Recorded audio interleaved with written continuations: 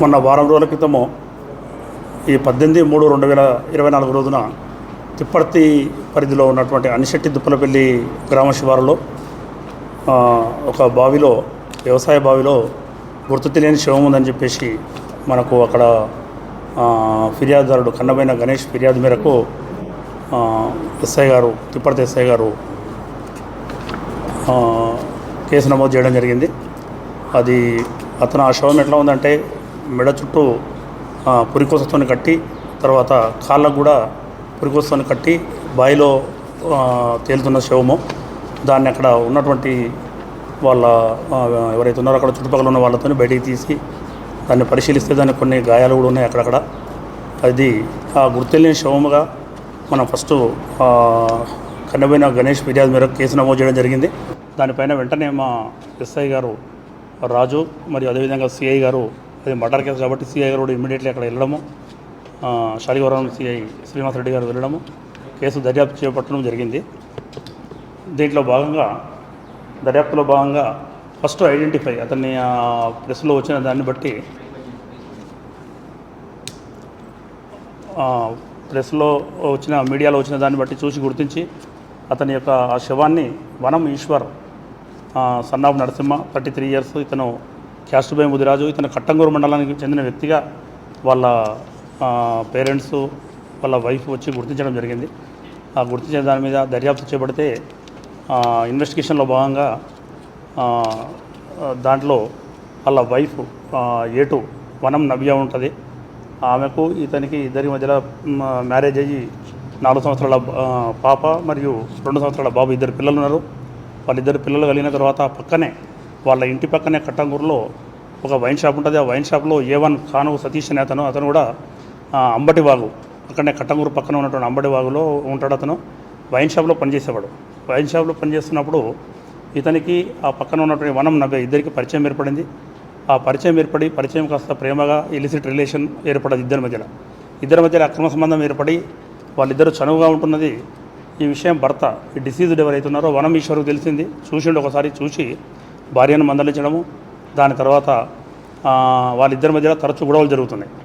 ఈ గొడవలు జరుగుతున్న క్రమంలో పెద్ద మనుషులు కూడా ఒకసారి మందలించడం జరిగింది ఇతన్ని, కానుగు సతీష్ A1. అయినా సరే ఇతని ప్రవర్తన మార్చుకోకుండా ఆమెతో ఇలిసిట్ రిలేషన్ కంటిన్యూ చేస్తున్నప్పుడు ఆ భర్త కంటిన్యూ గొడవ పడుతూ మొన్న 20 రోజుల క్రితం ఒకసారి గొడవపడి ఆమెను కొడితే అది దృష్టిలో పెట్టుకొని ఇతని ప్రియుడైనటువంటి కానుగు సతీష్కి చెప్తుంది నవ్య.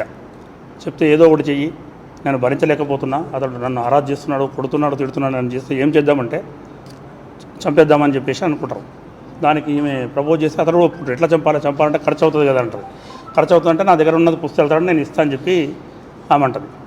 అతను మిగతా ఖర్చు నేను పెట్టుకుంటలే అని చెప్పేసి, ఏదో ఒకటి చేస్తలే అని చెప్పేసి ఆమె నచ్చజెప్పి ఓకే అనుకొని చేద్దామన్న ప్లాన్ చేసుకుంటారు.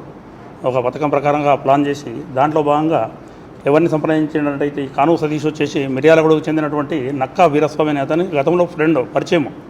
నక్కా వీరస్వామి చేపల లోడు తీసుకొని మిర్యాలగూడ నుంచి హైదరాబాద్కి వెళ్ళేవాడు గతంలో.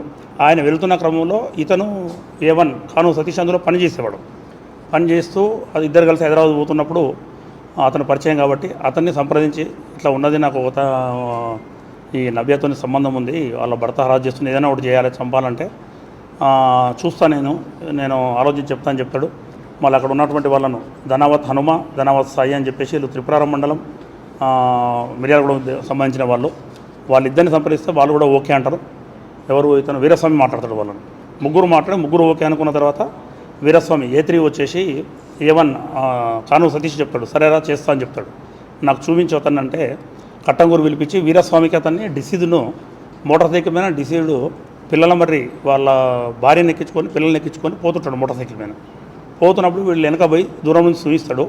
బండి బ్రేక్ అవుతుంది. అక్కడ బండి మోటార్ సైకిల్ బ్రేక్ అయినప్పుడు అంటే కొద్దిగా రిపేర్కి వచ్చినప్పుడు వాళ్ళ భార్యను పిల్లల్ని పంపించేస్తాడు. మోటార్ సైకిల్ రిపేర్ చేస్తున్నప్పుడు ఈ A3 వీరస్వామి ఒక్కడే పోతాడు. అక్కడికి పోయి పరిచయం పెంచుకొని సరే బండి ఏమైందన్న అని చెప్పి రిపేర్ చేస్తూ హెల్ప్ చేస్తాడు. అతనికి హెల్ప్ చేసి పరిచయం పెంచుకొని ఇద్దరు కలిసి నకరికల్లో వచ్చి మందు తాగడము.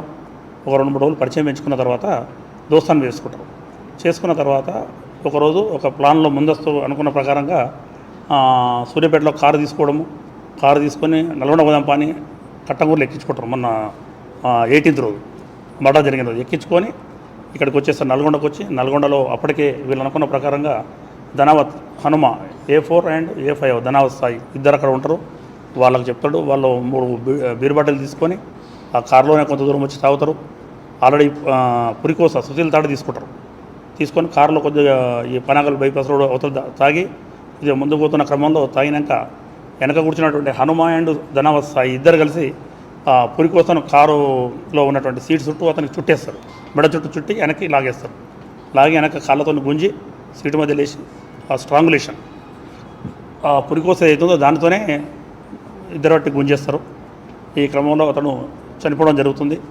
కొద్దిగా ముందుకు పోయిన తర్వాత అడవి అనిశెట్టి దుప్పల వీలు పోయినాక అక్కడ లెఫ్ట్ సైడ్ కారు ఓపెన్ ప్లేస్లో తీసుకెళ్తే అక్కడ ఒక బావి ఉంటుంది. ఓపెన్ బావి, వ్యవసాయ బావి. ఆ బావిలో వేసేసిన తర్వాత ఎవరు తెలియనట్టు ఎవరంతలా వెళ్ళిపోతారు. పని అయిపోయిందని చెప్తాడు. ఎవరికి ఏమన్నా కాను సతీష్కు వీరస్వామి చెప్తాడు అయిపోయింది అని చెప్తే అతను పోయి అతనికి ఈ నవ్య ఇచ్చినటువంటి ఆమె 2 తులాల పుస్తెల తాడు ఇస్తుంది. ఆ పుస్తెల తాడు తీసుకుని పోయి ఆయనకి ఇవ్వడము. అదేవిధంగా 85,000 2 సార్లు 2 దఫాలుగా ఆన్లైన్ ట్రాన్స్ఫర్ చేస్తాడు వీరస్వామి. ఆ 85,000లో ఒక 50,000 పెట్టి ఒక మోటార్ సైకిల్ కొంటాడు. ఆ తర్వాత 30,000 వచ్చేసి వీళ్ళకి ఇద్దరికి హనుమా నాయక్ అండ్ సాయికి ఇస్తాడు. ధనావత్ సాయికి ఇద్దరు డబ్బులు ఇచ్చేస్తాడు. ఇది డబ్బులు ఇచ్చిన తర్వాత వీళ్ళు పరారులో ఉన్నప్పుడు మా ఎస్ఐ గారు వీళ్ళపైన ఇద్దరి మధ్యనే ఇల్లిసిట్ రిలేషన్ ఉన్నది తెలుసుకొని వాళ్ళని పట్టుకొని రావడం. సిఐ గారు ఎస్ఐ గారు ఇంటరాగేట్ చేస్తే వీళ్ళు ఇద్దరు కన్ఫ్యూజ్ చేస్తారు. ఈరోజు మార్నింగ్ పట్టుకొని ఆ తర్వాత వెంటనే వీళ్ళ దగ్గర మిర్యాలగూడ పోయి వీళ్ళు ముగ్గురిని పట్టుబడి చేసి కారు, 2 మోటార్ సైకిలు, అదేవిధంగా 2 తులాల బంగారు పుస్తెలతాడు, తర్వాత 20,000 నగదు. వాళ్ళు అయితే 30,000 వీళ్ళకి ఇచ్చారో అందులో 20,000 నగదు కూడా స్వాధీనపరచుకోవడం జరుగుతుంది. 5 సెల్ ఫోన్లు వీళ్ళ దగ్గర స్వాధీనపరచుకున్నాం. వీళ్ళని అరెస్ట్ చేసి వీళ్ళని ఈరోజు ఇప్పుడు కోర్టులో ప్రొడ్యూస్ చేయబోతున్నాం. ఈ కేసులో మా మేడం గారి ఆదేశాల మేరకు మా శాలిగౌరవం సిఐ గారు మరియు ఎస్ఐ గారు మరియు అదేవిధంగా ముజీబ్, రాజీవ్, సూరిబాబు, ఖలీల్ మరియు వెంకన్నలు వీళ్ళందరూ కూడా బాగా కష్టపడి ఈ కేసును ఛేదించడం జరిగింది. వీళ్ళందరికీ కూడా రివార్డు గురించి మేడం గారికి ప్రపోజ్ చేయడం జరుగుతుంది. ఈ కేసును ముఖ్యంగా ఓన్లీ ఇల్లిసిట్ రిలేషన్ అక్రమ సంబంధం ఉండడం వల్ల భర్తను అడ్డు తొలగించుకోవాలన్న ఒక పథకం ప్రకారంగా చేయడం జరిగింది. వీళ్ళందరినీ కూడా కోర్టులో రిమాండ్ చేసి ప్రొడ్యూస్ చేయడం జరుగుతుంది. మరిన్ని వీడియోస్ కోసం ఛానల్ ని సబ్స్క్రైబ్ చేయండి. లేటెస్ట్ అప్డేట్స్ కోసం వాట్సాప్ ఛానల్ ని ఫాలో చేయండి. అండ్ లింక్ డిస్క్రిప్షన్ లో ఉంది.